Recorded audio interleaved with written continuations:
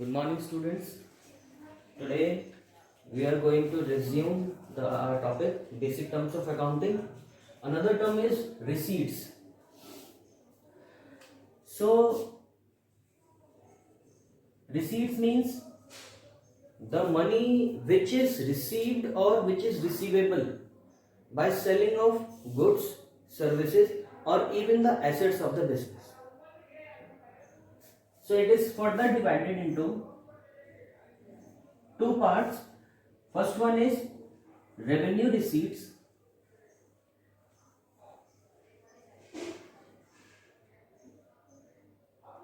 Another one is capital receipts.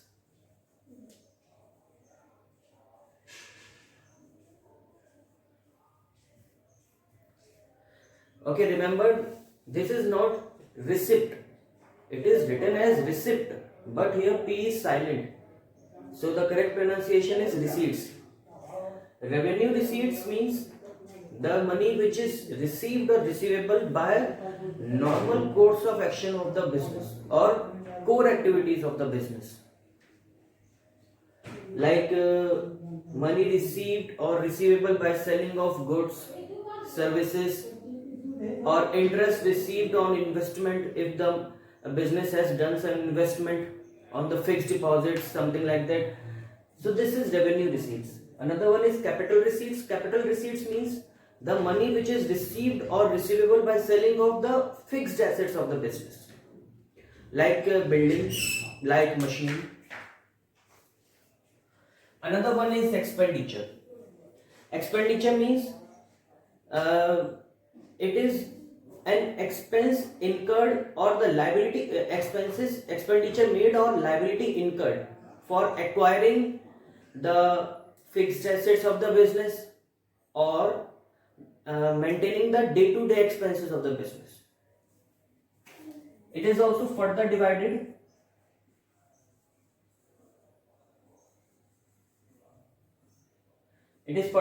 as revenue expenditure,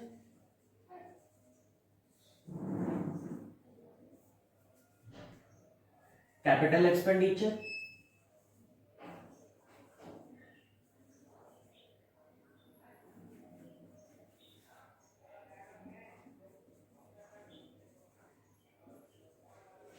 and third one is deferred revenue expenditure.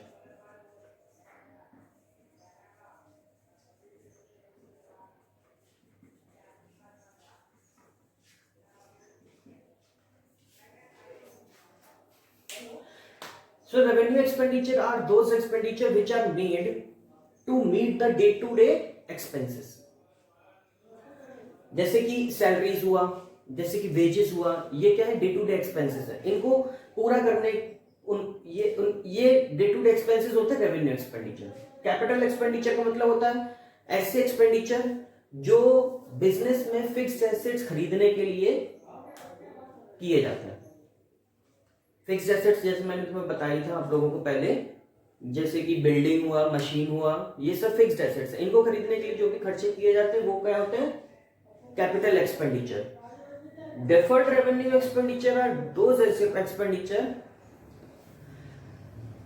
which is to be written off in future. These are the losses which is to be written off in the future. Next is expenses. Expenses is same as revenue expenditure. वो भी खर्चे कौन से expenses किनको बोलते हैं? जो day to day खर्चे होते हैं, रोजमर्रा के जो खर्चे होते हैं, सैलरी देना होता है, रेंट देना होता है, कैरेज देना होता है, तो ये क्या है? एक्सपेंसेस है. और इनको कहां रिकॉर्ड करते हैं? ट्रेडिंग अकाउंट या प्रॉफिट एंड लॉस अकाउंट में.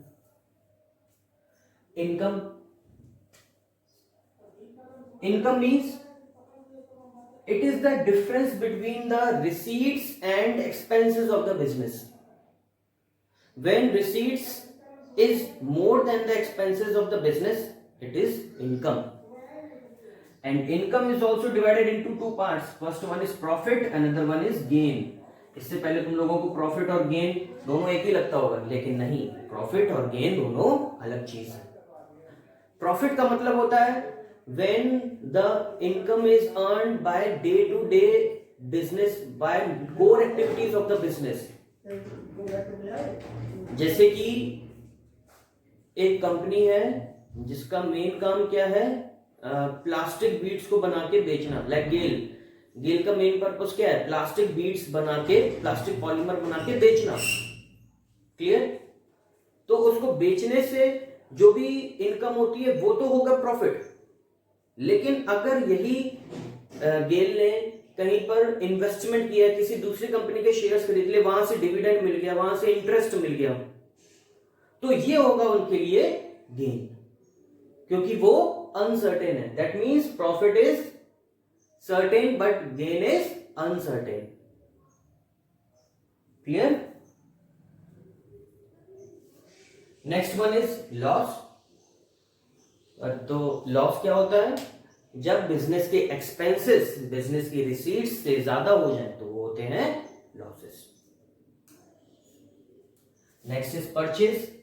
यहां पर परचेज का मतलब सिर्फ और सिर्फ गुड्स परचेज करने का है, क्लियर। गुड्स जब परचेज किया जाता है तो उसको नाम दिया जाता है परचेजेस।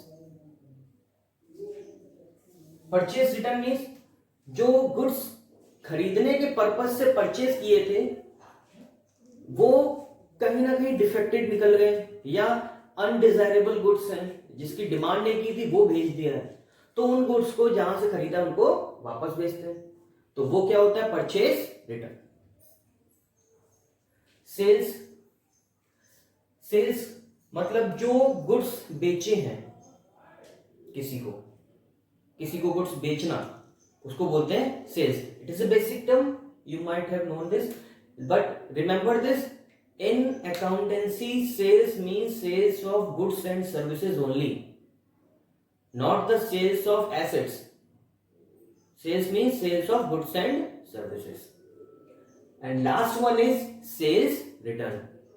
तो sales return का मतलब क्या होता है कि ऐसे गुड्स जिनको बेच दिया है, और जैसे परचेज रिटर्न में अनडिजायरेबल गुड्स थे या डिफेक्टेड गुड्स थे तो हमने वापस भेज दिए थे, तो वहां से भी वैसी केस है, उन लोगों को वो गुड्स अनडिजायरेबल लगे या डिफेक्टेड लगे या कोई और चीज दिक्कत आई है तो उन्होंने हमें गुड्स वापस भेज दिए, तो that is sales return.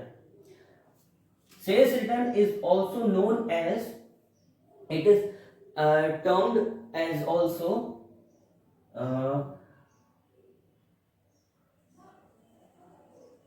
Return inward.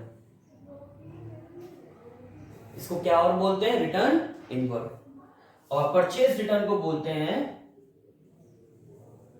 Return outward. Return outward क्यों बोलते हैं, जो परचेज किया था, जो खरीदा था हमने, वो बिजनेस में आया था, उसको वापस भेज दिया तो क्या होगा, आउटवर्ड। जो बेचा था हम लोगों ने वो बिजनेस में फिर से आ गया तो क्या होगा, inward. So it is return inward. So today's topic is being closed here.